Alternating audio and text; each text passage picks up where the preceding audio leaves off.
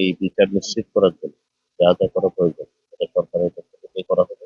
যে ঘটনাটি ঘটেছে এটা শুধু মর্মান্তিক না, এটা অত্যন্ত পৈশাচিক এবং এটা আমাদের সকলের জন্য অত্যন্ত পীড়াদায়ক।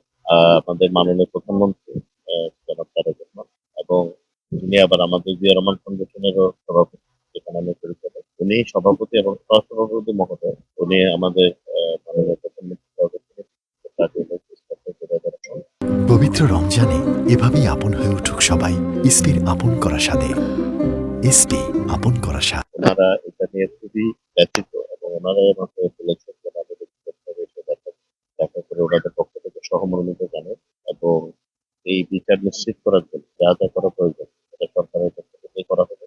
এটা ওনাদের আর্থিক সংগতি বা অসঙ্গতির সাথে কোনোভাবেই এটা সম্পৃক্ত না।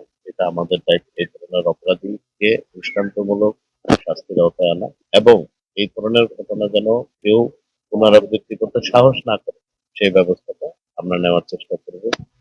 আসলে এখানে সমবেদনা জানার কথা আমার ছিল না। আমরা যারা আসলে যে ফুটেজ গুলো যারা দেখেছি তাদের মনে হয়, সবাই বেশ মানসিকভাবে বিধ্বস্ত না হলেও খুব কষ্টে আছেন। আমরা সবাই একই অবস্থা। এরপরও মানে ঘটনা ঘটে ফেলেছে, আমরা এটা বিচার নিশ্চিত করতে চাই এবং একইভাবে আমাদের প্রতিনিধি যেন নিরাপদে তাদের ইচ্ছে মতো স্বাধীনভাবে খেলাধুলা করে তাদের শৈশব কৈশোর থেকে নিয়ে যৌবন পর্যন্ত তারা যেন বাংলাদেশের নাগরিক হিসেবে সুরক্ষা পায়, এই জন্য আমরা সরকারকে ধন্যবাদ জানাই।